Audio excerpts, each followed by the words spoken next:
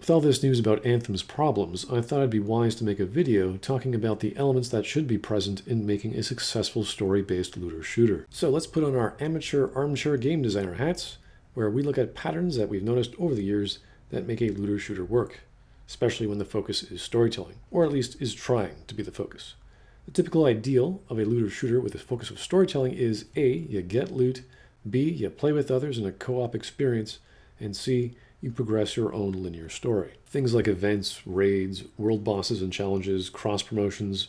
The point is content and always giving your audience something new to do. So quests and crafting and trying a new class or build or some new character to talk to.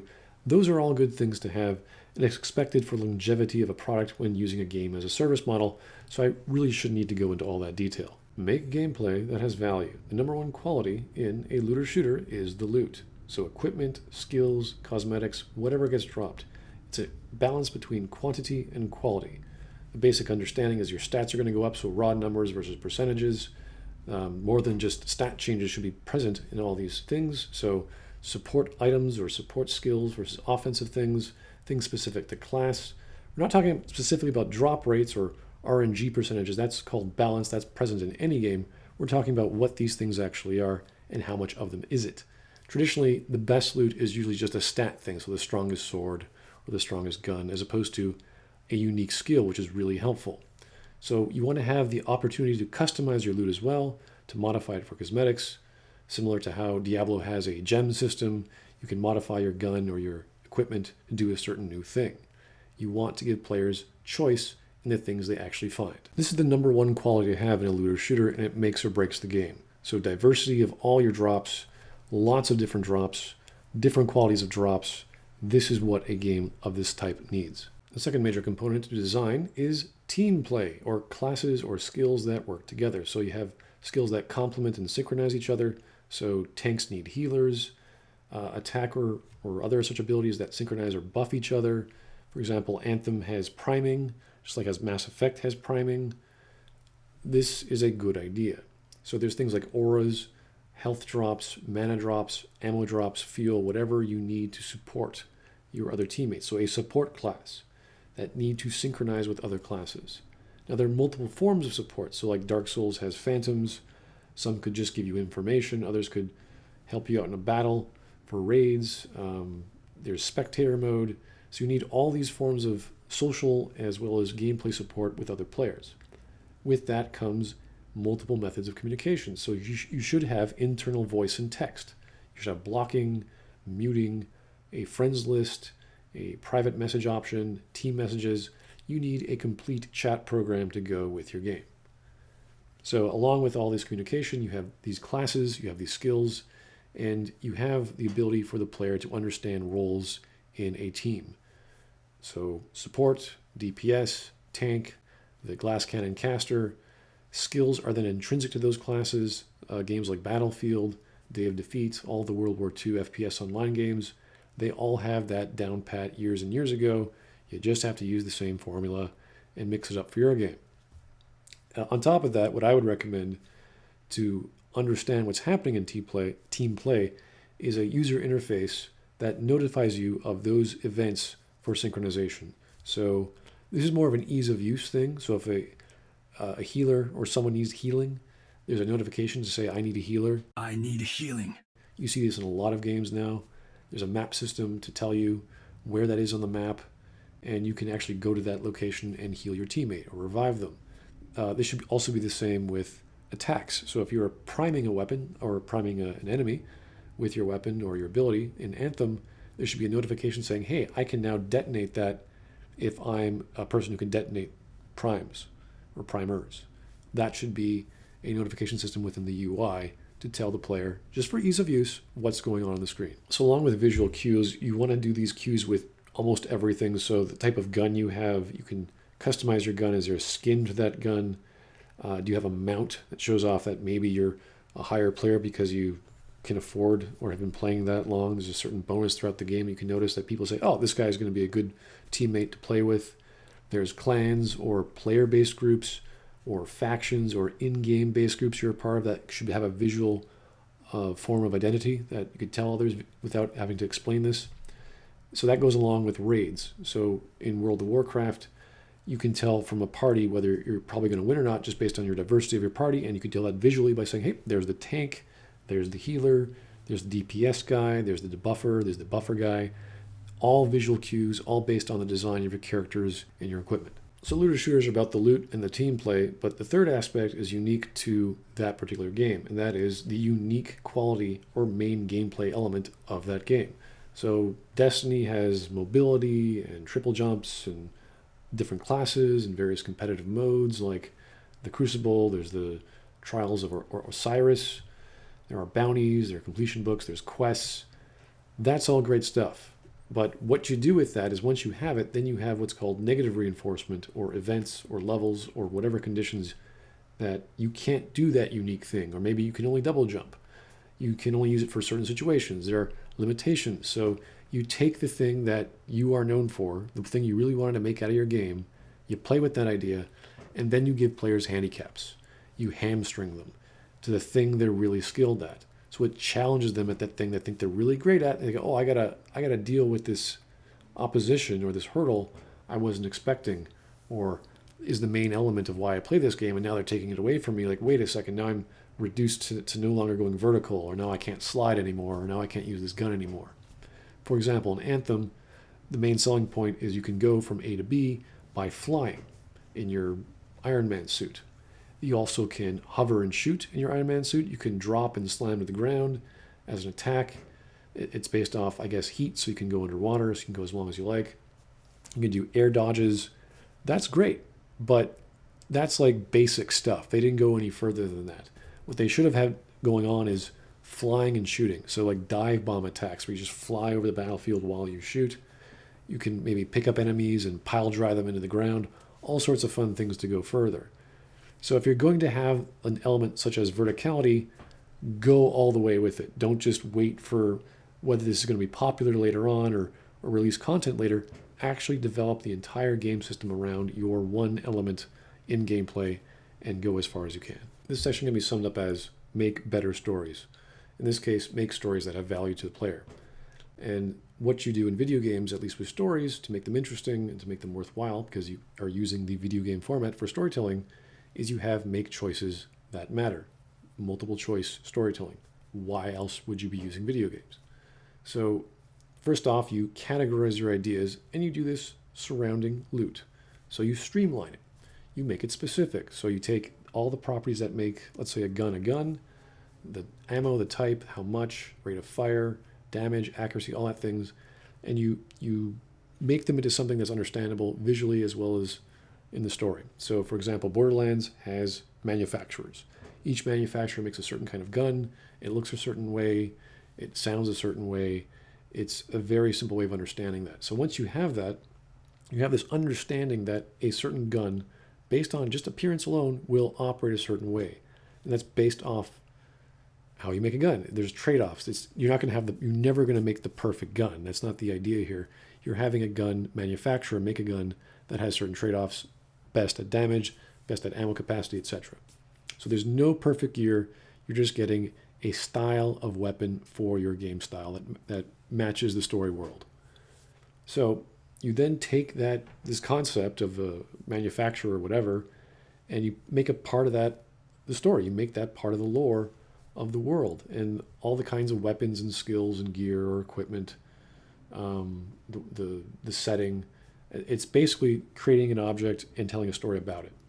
So form follows function, so you write a story that follows that form, which means you're going to have groups or organizations or companies or factions that have these kinds of guns or have these kinds of skills or items or whatever.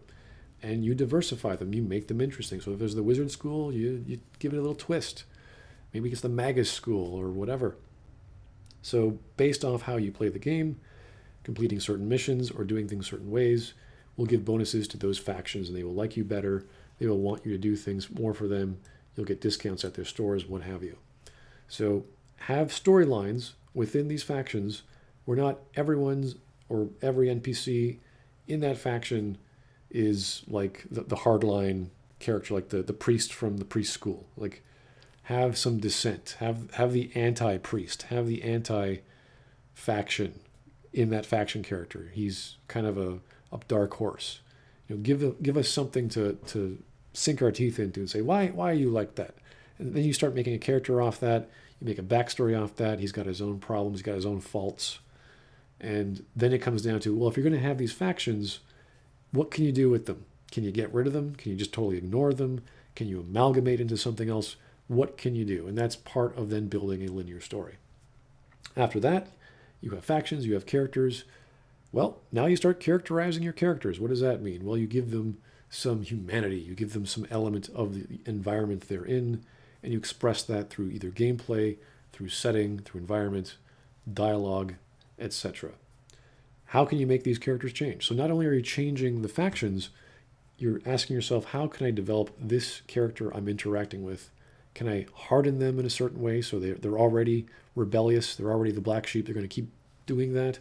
Or do you have the option to change them in the opposite direction based on how you complete the main storyline? This should be linear, it should be clear, and there should be lots of variations on how you can do something. So this brings us to our next point, is to have quest points or plot points with multiple missions and multiple outcomes, and how you complete them determines what kind of loot you get. So yes, there could be the randomization factor, of course, in a looter shooter, but maybe that's focused or geared towards a certain way based on how you play, how you finish the ending of that chapter, and who you're doing it for. So you're going to have a linear story as the simplest way to do it.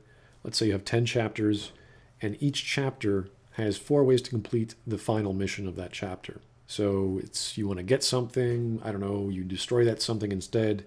You keep it alive when you get there and leave it alone. You just say, okay, I'm not going to touch you. You can replace it. You can modify it. Those are 4 main ways of affecting a thing. Create, destroy, leave alone, or modify, or replace. And if you're going to take something, let's say this object, take it, bring it back to a character or a faction, have awards based on that. So you make the choice of what you do with that thing, and you give that thing to those factions, and they give you bonuses. They give you certain loots. They give you certain loot drops options, something along those lines. It affects perhaps your little game world as well. So you tie that into the events of what's going on in the daily or weekly grind. There's bonuses there, certain loot drops for your story-based modes, maybe higher RNG stats. Certain factions have certain bonuses for you. Who knows? That's one way to give a positive reinforcement to the player. So now that we've given branching paths to the actual main story, we do the same thing to the characters in that story as well, and we make it not completely independent, but we try to isolate it from the main story as much as possible. So the same questions pop up. If you're interacting with this character, how can you affect them? How can you change them? How can you alter them? Can you actually get rid of them? Can you have them leave the story? Can you replace them with someone else? Are they vital to that story? Are they a plot provider? What is this character? How involved are they in the story? And then how involved are they in your gameplay? These are very important questions when creating a character in a story. And for an online game, you want to have as many options as possible, because essentially this has nothing to do with online play. This is just you and the character, you and the NPC. So this is outside of a looter shooter concept, but you still want to have those elements for a story-based game. Okay, so we have a lore-based reason for loot to exist. We have a linear branching narrative, and we have linear branching characters. Now we should focus back on loot again, because again, looter shooter, which is which weapon or skills you use matters as how you solve the mission matters. So we've said previously how you solve the mission, where you give, for example, the thing you're trying to get to a certain faction or character. How you do that should matter, and how you achieve that goal, how you go through those steps. So certain factions will like you if you give them that thing, other ones won't. Whether you use their weapons or you don't, whether you use their banners or you don't, there has to be some notification to the player saying, hey, you did this for us. And how you solve that, maybe bonuses to using that weapon. It could be a skill progression chart. It could be a bonus to using that skill or type of weapon in the future, whatever. You have to provide some bonus or something to the player to say, yep, what you did has value. Here's a bonus. So we focused on gameplay as well as story elements and providing positive and negative reinforcement scenarios for the player. Now we're going to focus on the actual character themselves or the character you are playing as. Now, the problem with online game, of course, is that you're one of many. So you can't be the best guy in the group. But you're also not going to be some schlub on the ground. You're not some grunt. So you're kind of in between. You're like a vital component, but never a main character in the actual storyline. You're kind of like a lieutenant, a guy who gets things done, but never a major player in the story. So that's the general mentality. You're sort of like the side characters of a story you like, and you're focusing on that. So, I don't know, Rosencrantz and Guildenstern, those kinds of guys. The guys behind the scenes doing all the dirty work. So, take something like a class-based story, depending on how much time and resources you've got. That's an example of Star Wars The Old Republic. So, there's like a storyline per class, and it's all independent, and that's fine. Think again on another level, the opposite of that in Star Wars The Old Republic, where you can join the Sith Council. You could also become the Emperor in an expansion pack, I believe. It doesn't really amount to anything, but it still allows the story to focus on that character. And whether that's good or bad, I don't know. I just know that people really latch onto those things in a story-based online game, and The Old Republic is the best example I can show.